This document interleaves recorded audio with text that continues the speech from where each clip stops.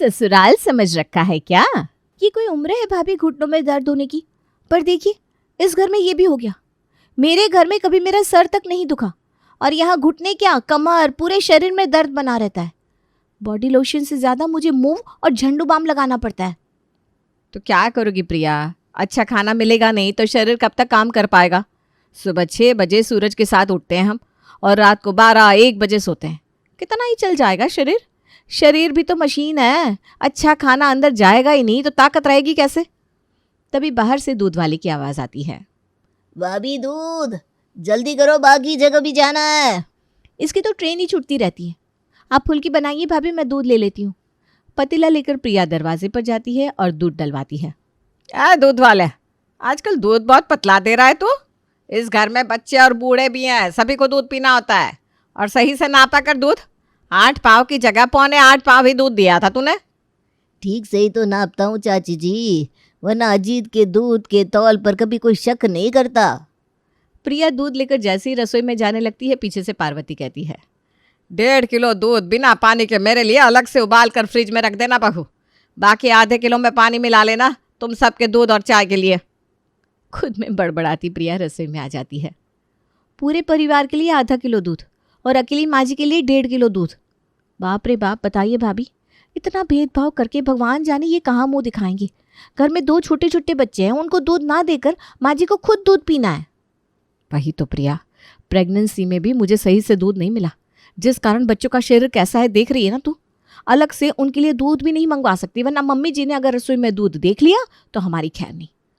तू तो अपना बच्चा मायके में ही करना बाबा। तो ये था शर्मा परिवार, जहाँ पार्वती का राज चलता था। पार्वती की 2 बहुएं थी जो खूंटे में बंधी गाय की तरह अपनी सास की जी हजूरी करती थी। आज प्रेरणा ने सभी के लिए मटर पनीर की सब्जी बनाई थी। अरे वाह मम्मा, मटर पनीर!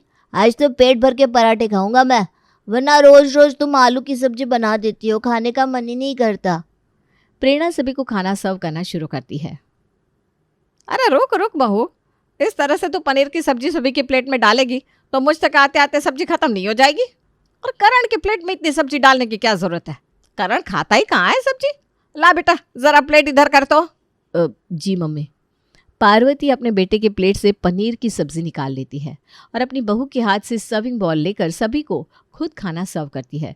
और सभी के प्लेट में हमेशा की तरह आती है तो ग्रेवी और साथ में कुछ मटर, जिसे देखकर अपनी बीवी को ताना मारता हुआ महेश कहता है, पनीर की सब्जी बोलकर मटर की सब्जी खिला दी बहू तूने आज। हमने तो पनीर की सब्जी ही बनाई थी पापा जी, अब सही से परोसी नहीं गई तो क्या किया जाए। या किस बात पर बहस हो रही है यहाँ? आप लोगों को पता भी है पनीर किस क्वालिटी का आने लगा है? अरे खराब पनीर है भाई, बच्चों की तबीयत खराब हो जाएगी। बहू तो ये सारी सब्जी उठाकर फ्रिज में रखते हैं, मैंने अपने हिसाब से ले लिया है। अब सब्जी फेंकेंगे तो नहीं, 2-3 बार करके मुझे ये पनीर दे देना, मैं खाकर ख़त्म कर दूंगी बस। जी मम्मी जी। इतने शौक से पनीर की सब्जी बनाने के बाद भी ना ही घर की बहुओं को पनीर खाने को मिलता है, ना ही बच्चों को। फिर आती है संडे की सुबह। प्लीज़ पापा मंगवा दो ना पिज़्ज़ा, पता नहीं लास्ट टाइम कब खाया था, मुझे तो याद भी नहीं है। वही तो पापा, पिछली बार मेरी बर्थडे पार्टी पर खाया था हमने पिज़्ज़ा, 4 महीने हो गए। अच्छा बाबा, मंगवा देता हूँ, शाम को पिज़्ज़ा पार्टी पक्की। अगर बच्चों के लिए पिज़्ज़ा आ रहा है तो हम भी वही खा लेंगे। पता नहीं क्या अच्छा लगता है तुम लोगों को इस पिज्जा में। शाम में जैसे ही घर पर पिज़्ज़ा आता है, पार्वती पिज़्ज़ा के डब्बे उठाकर अपने कमरे में ले आती है और एक स्लाइस जाकर बाहर टेबल पर रख देती है। जिसे खाना ये पिज़्ज़ा खा लो, बाकी पिज़्ज़ा के डब्बे रात में खुलेंगे जब तुम लोगों के दादाजी और पापा आएंगे। उन लोगों के पीछे से ऐसे पिज़्ज़ा खाना ठीक नहीं लगता ना बेटा। मम्मी जी के कमरे में जाने के बाद कभी कुछ वापस आया है जो ये पिज़्ज़ा बाहर आएगा? मैं भी पागल हूँ जो पिज़्ज़ा के भरोसे बैठी हुई थी। मेरी किस्मत में कहाँ है पिज़्ज़ा? आराम से अपने कमरे में बैठकर पिज़्ज़ा खाने के बाद ऑरेगानो और रेड चिली फ्लेक्स के पैकेट रखने के लिए पार्वती अपनी अलमारी खोलती है। उसकी अलमारी को चलता फिरता ग्रॉसरी स्टोर कहना गलत नहीं होगा, जहाँ भुजिया से लेकर सॉस तक, कोल्ड ड्रिंक से लेकर चिप्स तक सब कुछ था। लगता है किसी की बुरी नज़र मेरी अलमारी में पड़ गई है। काजू तो देखने पर भी नहीं बचे। कहीं कल पनीर की सब्जी बनाने के लिए बहू ने मेरी अलमारी से काजू तो नहीं निकाले होंगे? नहीं, उस चिड़िया की इतनी हिम्मत तो नहीं हुई होगी। अभी तक उसके ससुर जी मेरी अलमारी नहीं छू पाते, तो ये कैसे छू लेगी? तभी हॉल में पड़ोसन विमला की आवाज़ आती है। एक हाथ में कंघी, दूसरे में तेल और कंधे पर पर्स लिए विमला पार्वती से मिलने आती है। ये क्या हालत बना रखी है पार्वती तूने अपने बालों की, कैसे सफ़ेद हो गए, और कंघी भी नहीं किया तूने सही से। चल बैठ, मैं तेरे बालों पर तेल लगाकर मस्त खजूर चोटी बना देती हूँ। और ये ना मैं तेरे लिए आम पापड़ लेकर आई थी। आम पापड़ खाती हुई पार्वती ज़मीन पर बैठ जाती है और विमला उसके बालों पर कंघी करते हुए कहती है, मैं क्या कह रही थी पार्वती, मेरा पोता ना वीडियो गेम खरीदने की ज़िद कर रहा है। अब उसकी माँ का नेचर तो तू जानती है, मेरे बेटे की सारी कमाई धर गुलाल में रख लेती है। मैं तो चलो सास हूँ, अपने बेटे तक को एक आना नहीं देती। बेचारा मेरा पोता दिन भर गेम के लिए रोता रहता है। फिर मैंने ही अपने जमा किए हुए पैसे निकाले, कुछ 4-5 हज़ार रुपये ना कम पड़ रहे थे मुझे। तू भी तो दादी लगती है, कर पाएगी मदद? मैं भी क्या कह रही हूँ, तेरे पास क्या कुछ नहीं है, तू तो पूरा का पूरा गेम दिला सकती है उसे। कितने 1000 रुपये चाहिए?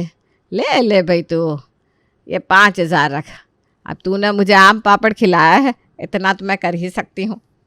अपने पर्स से 5,000 निकालकर पार्वती विमला को देती है, जो प्रिया देख लेती है। बाहर वालों को देने के लिए मम्मी जी के पास अच्छा खासा कैश है, और हमारी बारी आती है तो दूध भी नसीब नहीं होता। क्या किस्मत पाई है हमने भगवान मालिक। एक रोज़ पार्वती प्रिया के साथ सुपरमार्केट जाती है, जहाँ चुपके से प्रिया खुद के लिए 2 बिस्किट के पैकेट लेकर ट्रॉली में छुपा लेती है। पर पार्वती तो पार्वती थी। आप यहीं खड़ी रहिए मम्मी जी, बिलिंग की बहुत लंबी लाइन है, मैं बिल करवा कर आती हूँ। ये 2 बिस्किट के पैकेट भी बिल करवा लेना बेटा, पर निकलते ही खा मत लेना। वो क्या है ना, घर पर 2 बच्चे हैं, उनके लिए भी तो कुछ होना चाहिए ना, बच्चे खा लेंगे बिस्किट। पता नहीं ये मम्मी जी की आंख है या उल्लू की आंख, छोटी से छोटी चीज़ ये सूंघ कैसे लेती है। पिछले जन्म में ज़रूर कुत्ता रही होंगी। प्रिया और पार्वती की बात पास में खड़ा सचिन सुन रहा था। काफ़ी मनमोजी लगती है आंटी जी, मेरे साथ अच्छी जमेगी इनकी। और क्या था, सचिन पार्वती के घर के चक्कर लगाने लगता है। एक रोज़ जब पार्वती नैना के साथ टहलने के लिए निकलती है, सचिन भी उसी रास्ते पर टहलना शुरू कर देता है। मैं आपको इस रास्ते पर रोज़ देखता हूँ आंटी जी, पहले तो आप इधर कभी नहीं दिखती थी। तबीयत वबीयत ठीक है ना? वरना आजकल इस उम्र में औरतों को घुटने की प्रॉब्लम, शुगर की प्रॉब्लम, क्या कुछ नहीं होता, इसलिए सबको वॉक करना पड़ता है। आपके साथ ऐसी कोई शिकायत तो नहीं है ना? अरे नहीं नहीं बेटा, भगवान की दया से मुझे कोई प्रॉब्लम नहीं है। फिर तो सही है। ये पकड़िए फ्रूटी, पीते पीते चलते, टहलने का टहलना और एन्जॉयमेंट के एन्जॉयमेंट। अरे वाह बेटा, तूने तो मेरा दिल ही जीत लिया। वरना आजकल के बच्चों में ये तहजीब कहाँ रही कि सामने खड़े आदमी से भी पूछे। तुम्हारे संस्कार देखकर ना मुझे बड़ा अच्छा लगा। ये तो परवरिश की बात है आंटी जी। आप भी लीजिए ना नैना जी। ये क्या पिएगी? इसकी फ्रूटी भी मुझे दे दे बेटा। मम्मी समझ रही है कि ये मम्मी के पीछे यहाँ आया है, पर उन्हें क्या पता कि उनकी बेटी क्या चीज़ है। मुझे देखकर कोई मेरे पीछे ना चल दे। ऐसा आज तक हुआ कहाँ है जो अब होगा। पर कोई नहीं, देखने में तो ठीक ही लग रहा है। लड़का स्मार्ट भी है और गोरा चिट्टा भी। और सबसे अच्छी बात, मैच्योरिटी दिखाते हुए सीधा मम्मी से बात कर ली इसने। नाती पोते गोरे गोरे हो जाएंगे मम्मी के। सही है। कुछ इस तरह सचिन पार्वती के घर तक जाने का रास्ता खुद के लिए बना लेता है। सभी के साथ सचिन डाइनिंग टेबल पर बैठा था और प्रिया उसे खाना परोसती है। मम्मी जी, सब्जी आप ही परोस दीजिए ना, वो क्या है ना, मुझे तो अंदाज़ा नहीं है। अरे इसमें अंदाज़ा ना अंदाज़ा की बात क्या है बहू, अच्छे से परोस दे, पेट भर के खाना बेटा। नहीं नहीं आंटी जी, वैसे भी मैं इतना खाता नहीं हूँ। मैं तो यहाँ आपको भुजिया की पैकेट देने आया था, मेरे बैग में ही है, कहिए तो खाने के साथ परोस दूँ। अरे बेटा कितना प्यारा है, देख रही हो नैना। वैसे बेटा नैना का ना कोई दोस्त ही नहीं है, तो इससे भी बात कर लिया करो, बेचारी का मन लगा रहेगा। वैसे तुम करते क्या हो सचिन? तुझे क्या लगता है तेरी माँ ने बिना इसे जाने परखे घर आने दिया होगा? पार्वती जी, इस मामले में मुझे आप पर पूरा भरोसा है। और आज पहली बार पार्वती, जो दूसरों की प्लेट से खाना उठा लेती थी, अपने प्लेट से चपाती निकालकर सचिन के प्लेट में रखती है। सचिन की तो ऐसी खातिर हो रही थी मानो वो घर का दामाद हो। और अपनी सास का ऐसा बदला रूप देखकर प्रेरणा प्रिया से कहती है, 8वीं रोटी जा रही है इस लड़के की प्लेट में, और कहता है मैं सिर्फ भुजिया देने आया था आंटी। मुझे तो लग रहा है मम्मी जी को इसके चेहरे में अपना दामाद दिख रहा है। हमें भी क्या है, इसी बहाने दीदी पराई हो जाएगी। हो सकता है दीदी के जाने के बाद मम्मी जी ज़रा सुधर जाए और उनका झुकाव हमारी तरफ भी हो जाए। पर सचिन का आना ऐसा आना होता है कि प्रिया और प्रेरणा की तो बैंड बज जाती है। अब हर दिन सचिन पार्वती के घर पहुंचकर किसी दामाद की तरह ट्रीटमेंट लेना शुरू कर देता है। एक दोपहर 5 रुपए की चॉकलेट लेकर सचिन पार्वती से मिलने आ जाता है। कैसे हो आंटी जी? जब तक आपके दर्शन ना हो मेरा दिन ही नहीं बनता। ये मैंने टॉफ़ी खरीदी तो सोचा आपको खिलाता जाऊं। मुझे तू टॉफ़ी देने यहाँ तक आ गया पगले, और मैं तुझे ऐसे ही जाने दूंगी? बिल्कुल नहीं, बैठ। अभी एक बहुत अच्छा टीवी सीरियल आने वाला है। अरे नहीं नहीं आंटी, 2 बजे ना मुझे मैच देखनी थी। अच्छा ठीक है, मैं मैच देख लेता हूँ, यहाँ आप अपना सीरियल अपने फ़ोन पर देख लीजिए। कितना सयाना है तू बेटा, ये तो मैंने सोचा ही नहीं। और मैं क्या कह रहा हूँ आंटी जी, सोफे पर बैठकर क्या आप सीरियल देखेंगे? इससे अच्छा आप आराम से अपने कमरे में जाइए, पैर सीधे करके फ़ोन में सीरियल देखिए। मैं यहाँ सोफे पर बैठकर देख लूँगा क्रिकेट। पार्वती को उसके कमरे में भेजने के बाद सचिन आराम से सोफे पर फैल कर बैठ जाता है। अरे भाभी कहाँ हैं आप? सचिन की आवाज़ सुनकर प्रिया हॉल में आती है। आप कब आए सचिन जी? मुझे आए तो आधा घंटा हो गया भाभी, पर शायद मेहमान नवाजी करना भूल गई हैं आप। चलिए कोई बात नहीं, इसके पहले कि आंटी जी आपको डांट लगा दे, आप मेरे लिए एक अच्छी सी कॉफ़ी बनाकर ला दीजिए। जी सचिन जी। प्रिया सचिन को कॉफ़ी लाकर देती है। कुछ देर बाद प्रेरणा दोनों बच्चों को बस स्टॉप से लाने जा रही थी कि उसे टोकता हुआ सचिन कहता है, अरे ये इस वक्त कहाँ चल दी भाभी आप? बच्चों को लाना भी होता है ना सचिन जी, ये तो दुकान गए हुए हैं तो मुझे ही जाना पड़ेगा। अच्छा, तो बच्चों को लाने के लिए आप स्टॉपेज तक जा रही होंगी। वैसे वहाँ ना एक मूंगफली वाला रेडी लगाता है। अरे क्या तगड़ी मूंगफली होती है उसकी, हाँ। उससे ना आप मेरे लिए मूंगफली खरीद कर ले आना, और हाँ आंटी के लिए लाना मत भूलिएगा। प्रेरणा बच्चों को लेकर वापस लौटती है कि डाइनिंग टेबल पर पहले ही सचिन जी विराजमान थे। सचिन ने तो हद ही कर दी है, दिन के 2 वक्त तो ये हमारे यहाँ ही खाता है। सचिन की सेवा से परेशान होकर एक शाम प्रेरणा और प्रिया मिलकर अपनी सास के सामने एक बात रखती हैं। वो क्या है ना मम्मी जी, सचिन जी हमारे यहाँ रोज़ रोज़ आते हैं। घर में जवान लड़की हैं, पड़ोसियों की ज़ुबान तो आप जानती हैं ना कितनी लंबी है। सुषमा आंटी बार बार पूछ रही थी, क्यों आता है सचिन, क्या काम रहता है इसका, कोई बात है क्या? मैंने तो कह दिया मेरे भाई जैसा है, बहनों से मिलने आ जाता है बस। आज हमने सुषमा आंटी का मुंह बंद करवा दिया, ऐसे कितने लोगों का मुंह बंद करवाएंगे हम? बात तो तुम दोनों ठीक कह रही हो। वैसे आपको क्या लगता है मम्मी जी, सचिन यहाँ क्यों आते होंगे? नैना के लिए आता है और क्या, वरना मैं आने देती क्या उसे यहाँ पर? मुझे लगा लड़का भी ठीक है, नैना से अगर उसका रिश्ता हो जाएगा तो मैं गंगा नहा लूँगी। बाकी मेरी पसंद नापसंद का भी ध्यान रखता है। जो लड़की की माँ के लिए इतना सोच रहा है, वो लड़की के लिए कितना सोचेगा बताओ? पर वो मुझसे बात ही कहाँ करता है मम्मी, वो तो आते ही या तो खाने बैठ जाते हैं या टीवी देखने लगते हैं। अरे इससे ही तो नज़रों की शर्म कहते हैं बेटा, इसे ही कायदा कहते हैं। इसीलिए तो वो लड़का मुझे पसंद है। उसे पता है घर परिवार के सामने प्यार जाहिर नहीं किया जाता। मैं तो कहती हूँ हम सीधा अंगूठी की तैयारी करते हैं, और सचिन बेटा को मैं कह देती हूँ पूरे परिवार को लेकर पहाड़ी वाली माता के मंदिर पहुँच जाएगा। कर देते हैं सगाई, उसके बाद तो लोगों की ज़बान अपने आप बंद हो जाएगी ना। तुम ना इतनी हड़बड़ी में अंगूठी बना रही हो मम्मी, पर इतनी हड़बड़ी में मैं कुछ भी पहनकर अपनी सगाई अटेंड नहीं करने वाली। मैं जा रही हूँ मार्केट अपने लिए अपनी पसंद का लहंगा खरीदने। सगाई नहीं हो रही है दीदी, अभी तो सिर्फ रोका हो रहा है। वैसे साड़ी भी खरीद लेंगे, हम सब साथ में चलेंगे। नानद के रोके पर भाभियों को भी तो अच्छा दिखना बनता है ना मम्मी जी, तो हम भी चले जाएं क्या शॉपिंग पर? सचिन जी को भी अच्छा लगेगा, सब अच्छे से सजे धजे रहेंगे तो। चले जाओ चले जाओ।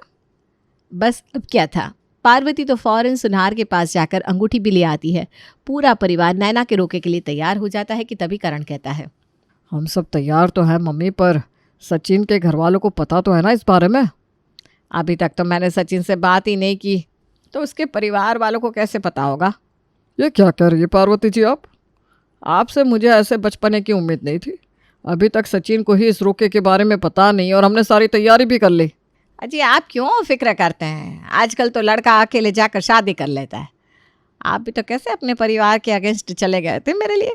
अगर आपके पापा नहीं मानते तो आप अकेला लाते ना बारात, तो वो बात तो रहने दीजिए। मैं जानती हूँ सचिन को, वरना रोज़ रोज़ वो क्यों हमारे घर आएगा। मैंने फ़ोन कर दिया है उसे, वो पहाड़ी वाली माता के मंदिर पहुँचता ही होगा, हमें भी पहुँचना चाहिए। और पार्वती के घर वालों को इस तरह सज धज कर तैयार देखकर सचिन तो घबरा ही जाता है। ये सब क्या है आंटी जी?